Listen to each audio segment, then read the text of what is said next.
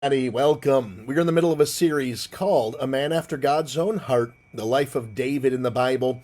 And today we're going to 2 Samuel chapter number 17. We are in the middle of the battle. I don't know if you could call it a battle.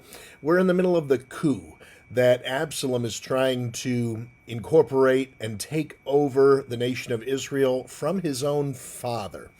David is on the run. He's on the run with his loyal subjects and his people, his chiefs of staff, etc. But there are a couple key men that he's left behind that are playing double agents with Absalom, and one of them is going to come back today. His name is Hushai.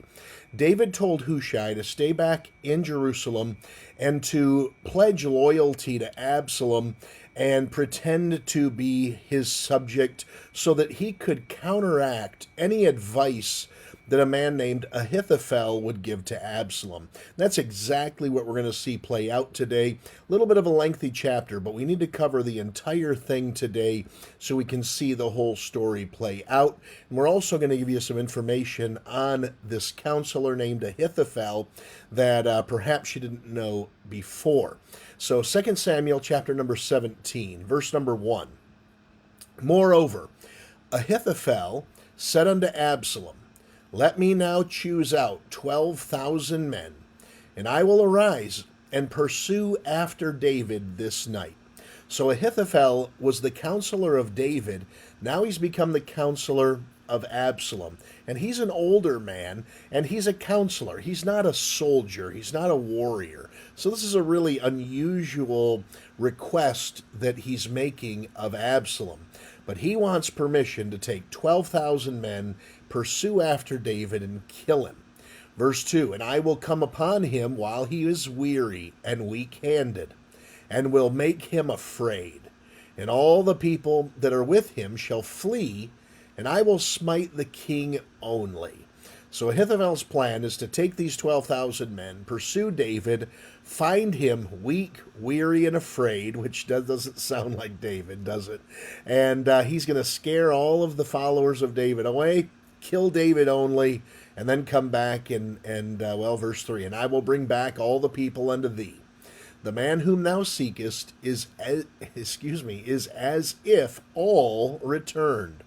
So all the people shall be in peace. So this is Ahithophel's plan. Take 12,000 men. Now remember, David's already prayed that God would turn upside down the counsel of Ahithophel and make it come to nothing. So the saying pleased Absalom well and all the elders of Israel. So Absalom is on board and all the men are on board.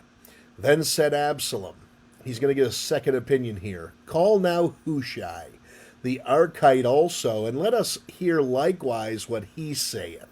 So this is David's double agent. This is the guy who's pretending to be loyal to Absalom, but he's actually working for David.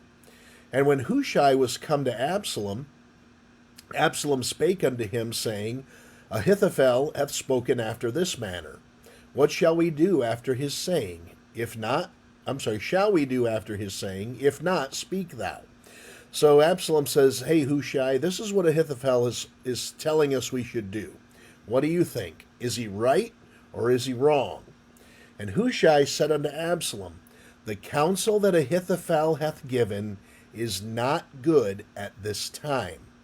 For, said Hushai, he's going to explain why he doesn't think it's a good idea. Thou knowest thy father and his men, that they be mighty men, and they be chafed in their minds, as a bear robbed of her whelps in the field. And thy father is a man of war, and will not lodge with the people.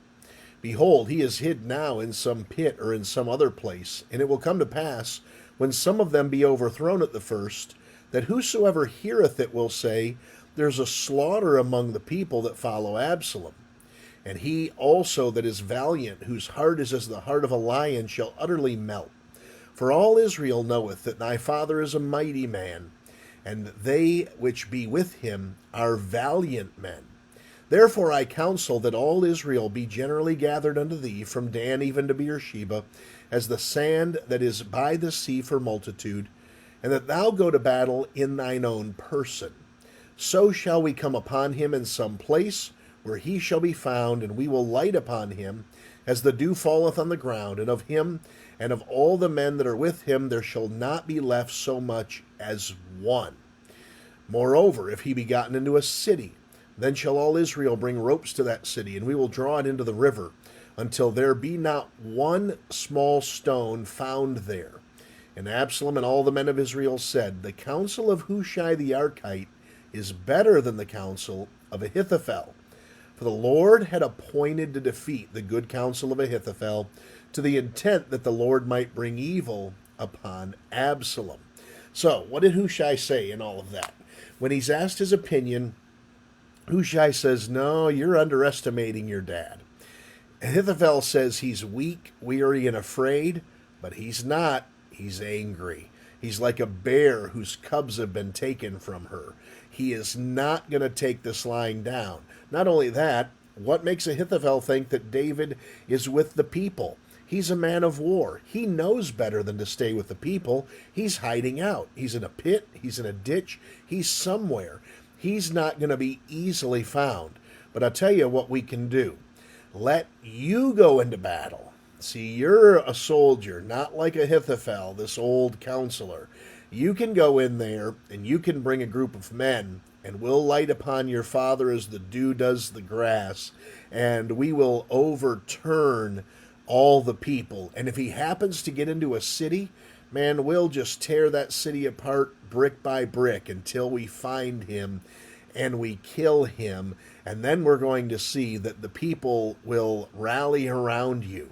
He said, if you send people with Ahithophel in there and they start dying, then anyone who's going to fight for your behalf, they're going to turn and run away because they're not going to be a part of a losing battle like this. So Hushai's counsel is exactly the opposite of Ahithophel's. And instead of Ahithophel going into battle, Absalom himself should go into battle.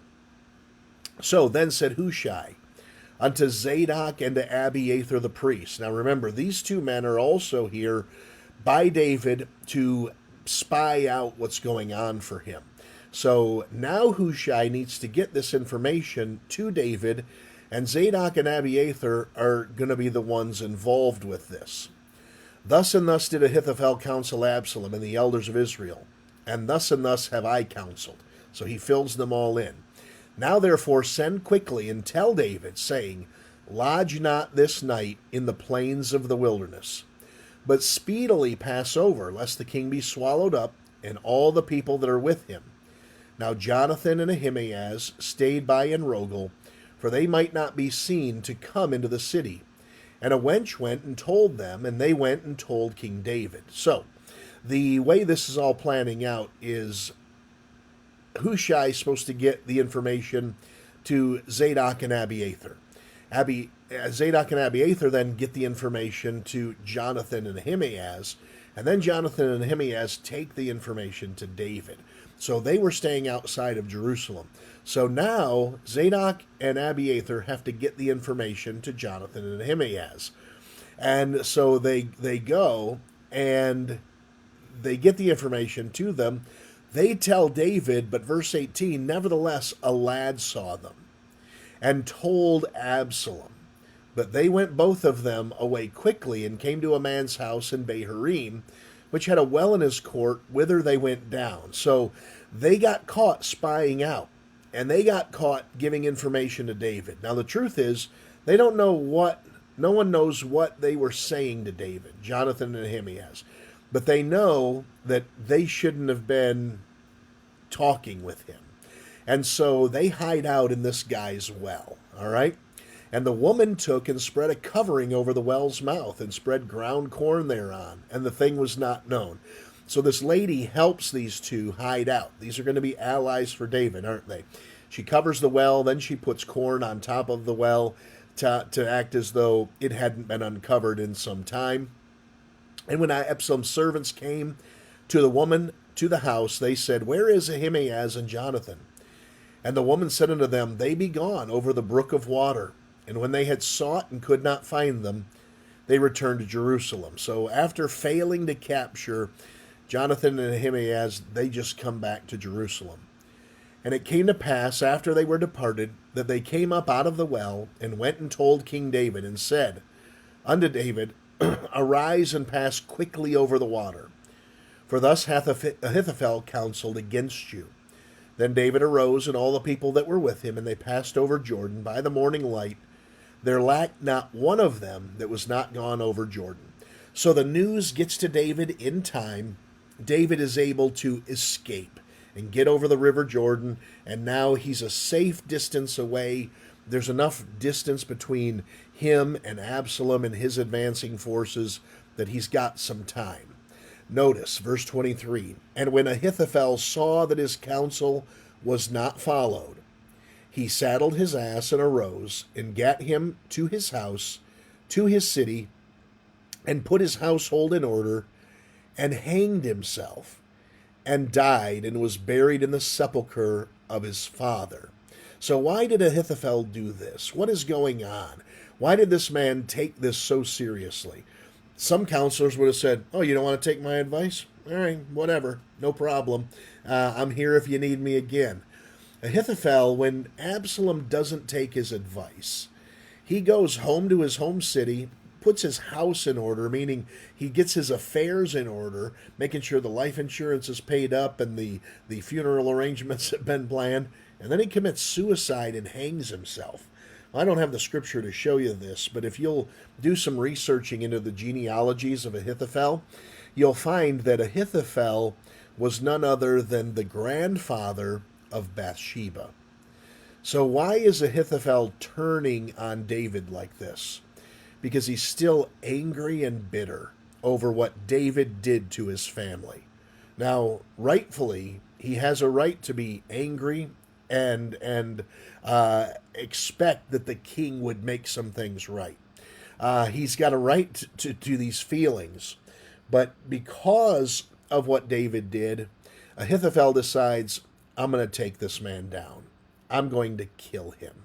The trouble with bitterness is it only destroys the container in which it's being contained. So Ahithophel doesn't destroy David, he destroys his own life in the process. So don't let bitterness into your heart. But what a turn of events there. I don't know if you knew that or not, that Ahithophel is the grandfather of Bathsheba, but it really sheds light on why he was so intent, how easily he turned on David, and how gladly he was going to pursue him. And notice, he wanted to be the guy pursuing David with the 12,000 men to take his life.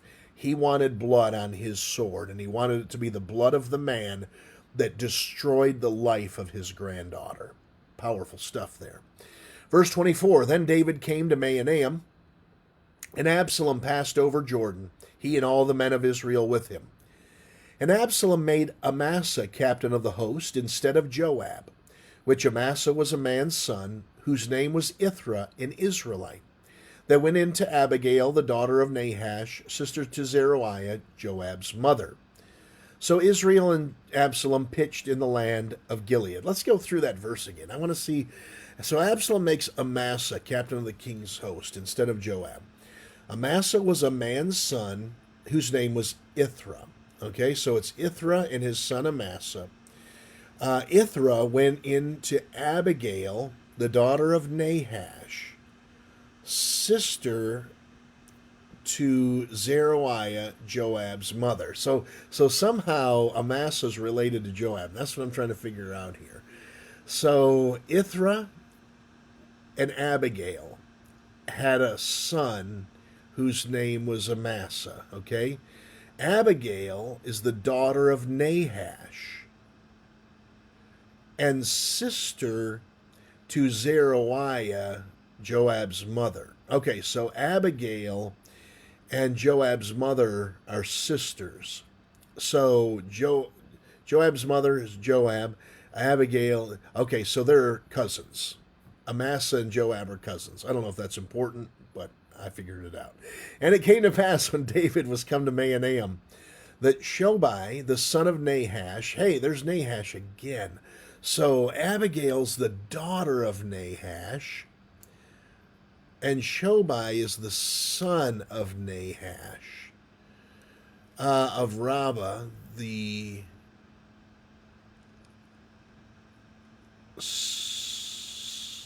of the children of Ammon, and Machir the son of Ammiel of Lodebar, and Barzillai the Gileadite of Rogelim. All right, I don't know if any of that matters, but we found out Joab and Amasa are cousins, and Amasa takes Joab's job. And then we've got Nahash. Yeah, Abigail is the daughter of Nahash. So Abigail, and then Joab's mother. And so Nahash, Shobai. All right, I don't know if any of it matters, but here's all these people. Brought beds and basins and earthen vessels and wheat and barley and flour and parched corn and beans and lentils and parched pulse and honey and butter and sheep and cheese of kine for David and for the people that were with him to eat. For they said the people is hungry and weary and thirsty in the wilderness. Okay, that's how the chapter ends. And why do we get all this information? We see two things here. God has sustained David in two ways. Number one, he's preserved his life. And number two, he's preserved his life. All right? I know that sounds like the same thing. Firstly, he protected his life and preserved it by protection. Secondarily, he provided the provision for his life. So he protected his life, thusly preserving it, and then he gave provision for his life, thereby preserving it. God takes care of his people. Now, David's made a grave mistake. He destroyed a family, and not just the immediate Bathsheba, Uriah, but even Ahithophel. David has destroyed this family. And then he's not been a good dad in his own family. Amnon, he did nothing with Amnon. Absalom, he just ignored the problem. David's a big problem. But God promised he would always be there with David, and he has. David repented of his sin. If you read Psalm 51, it's a beautiful psalm that was written to show us the heart of David after his sin had been committed. Very different heart than the heart of Saul. So anyway, what a chapter to unpack. You can take all those loose ends that I just left with you and do what you'd like with them. But there's a lot to unpack in this chapter. The bitterness of Ahithophel, the protection of God on the life of David, the provision of God for David himself, the blessing of God on David's life in spite of the mess that he's created here. You know, your life is probably a bit of a mess if you really want to be honest with yourself, and the way things have gone through the years perhaps. And the truth is, God still loves you, and he wants to help you, and he'll help you clean the mess up, and he'll put the pieces back together, and he'll still bless you and give you his hand of blessing as you move forward in your life if you have the right kind of heart. And that's where we are with David, a man after God's own heart. Thanks so much for watching. We will see you tomorrow for part number 36 in the life of David. Have a great day.